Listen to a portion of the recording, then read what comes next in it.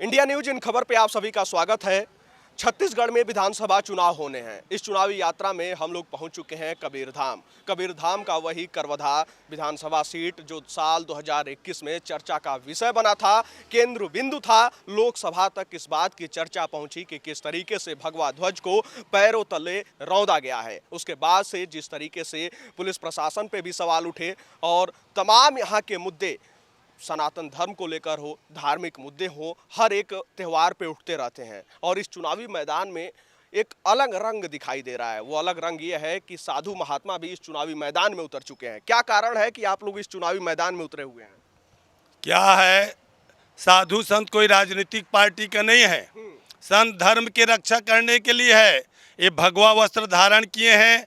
भगवा ध्वज के जन अपमान हो, इस पैर के तरी कुचलीन, वो बात ला बर्दाश्त नहीं करें। साधु संत मन कहीं मुखिया हो के नाते आप धर्म सभा करके न्याय दिलाओ। सब हमारे जगत गुरु मन भी बोलीन कि ऐसे विधर्मी मल्ला राज करे के अधिकार नहीं है। ये बात पूरा दबे रही।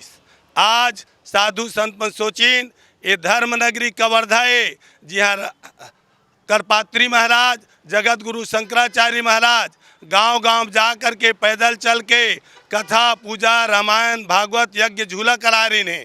और वही धर्म नगरी में कवर्धा में भगवा ध्वज के अपमान हुई तो पूरा संगठन और जितका धर्माचार्य मन है वो सही सोचिन कि एक प्रकार से अत्याचार अन्याय होत रही। तो आज तो भगवा ध्वज ला कुचले हैं, कल हमार मंदिर ला तोड़ी और विधर्मी मन के राज आ जाही। एक विरुद्ध में बताए गए है कोई भी विधर्मी ला यहाँ से राज करे के अधिकार नहीं है। एक नाम से कि साधु संत किसी पार्टी का नहीं है, लेकिन आप लोग के ऊपर यह भी आरोप लग रहा है कि आप लोग इनडायरेक्टली या डायरेक्टली कहें बीजेपी का समर्थन कर रहे हैं। उनको पूछिए, आज तक साधु संत आए हैं, वो लोग हमसे मिले क्या? वो लोग हमारा सम्मान किए क्या? हम तो धर्म के नाम से हैं। अगर वो धर्म को मानते हैं तो आए हमारे पास और बोले कि विधर्मी को टिकट नहीं देंगे, विधर्मी को नहीं जिताएंगे, राम मंदिर बनाएंगे, 370 खा हटाए हैं, उसका स्वागत करते हैं। ये क्यों नहीं बोलते हैं ये बात को? इससे पता चलता है वो विदेशी ताकत से मिले हैं, विधर्मियों से मिले हैं। और वो भारत माता की जय नहीं बोला सकते, वंदे मातरम नहीं बोल सकते, राम जन्मभूमि बनने में उनको खुशी नहीं है। ऐसे लोगों की ज़रूरत नहीं, उनके साथ साधु संत नहीं जाएगा। अगर जाना होता साधु संत को तो और 89 सीट खाली है, वहाँ भी जा कर के अपने जो पार्टी का प्रचार कर सकते थे। सिर्फ कवर्धा में क्यों आए? कवर्धा में विधर्मी जो हमारा अपमान करता है, तो विधर्मी को हटाने के लिए हम पूरा ताकत लगाए हैं और लगाएंगे। जय जय श्री राम। आप लोग का स्लोगन जो है कि भगवा ध्वज के सम्मान में साधु संत मैदान में जी। तो आप लोग जो है 89 सीटों पे तो जा नहीं रहे, एक ही सीट पे लगे हुए हैं। तो इसका क्या कारण मानते हैं आप लोग कि क्यों ये सब हुआ? ये इसलिए हुआ कि विधर्मी ताकत यही बढ़ा। कबीरधाम जिला में जो धर्म नगरी है तो पूरे साधु लोग यहाँ आए। ये तो टेलर है, पिक्चर अभी बाकी है। जय जय श्री राम। तो क्या लगता है आप लोग के आने से यहाँ प्रभाव पड़ेगा? प्रभाव पड़ेगा। पूरे हिंदू एक मत से करेंगे और विधर्मी को सबक सिखाएंगे।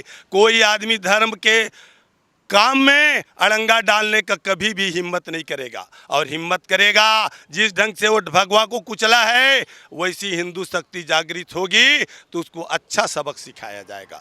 जय जय श्री राम। चलिए ठीक है, जिस तरीके से आप देख पा रहे होंगे कि साधु संतों की ये टोली जो है गांव-गांव में चुनाव प्रचार प्रसार हेतु और हिंदू एकता को जीवित करने के लिए आगे बढ़ रही है। आप लोग जिस तरीके से आगे बढ़ रहे हैं, क्या लगता है इसका फायदा मिलेगा आप लोगों को?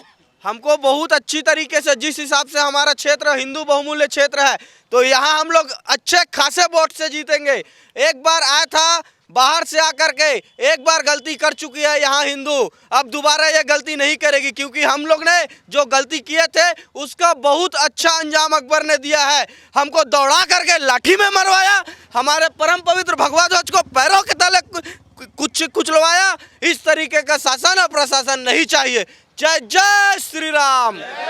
उधर तो जो है भूपेश बघेल इस बात की हुंकार भर रहे हैं कि हमारी योजनाएं इतनी हैं कि हम फिर से सत्ता में आ रहे हैं। कहीं ना कहीं योजनाओं के साथ साथ वो हमारा ही पैसा हमें ही देना चाहते हैं। योजनाएं कोई चीज बताने से दारू भट्टी बंद करने के लिए बोले तो किए क्या? गंगा जल की शपथ खाए थे, वहां भी हमारे हिंदू धर्म के सम्मान में ठेस पहुंचा था। इसलिए उनके ऊपर क्या भरोसा करना जो गंगा जल की कसम खा करके दारू भट्टी बंद नहीं करवाए। चलिए, तो ये आपने सुना कि इन लोगों की राय क्या है और किस तरीके से ये लोग बता रहे हैं कि कवर्धा में क्या क्या हुआ था और सत्ता परिवर्तन की बात कर रहे हैं। खैर, ये तो 3 दिसंबर को ही पता लगेगा कि सत्ता परिवर्तन होता है या फिर जो परिणाम अभी चल रहे हैं वही निकल कर सामने आते हैं। जनता ही सर्वोपरि है। अब जनता का रुझान किस तरफ है ये तो 3 दिसंबर को ही पता लगेगा। फिलहाल इस जानकारी में इतना ही।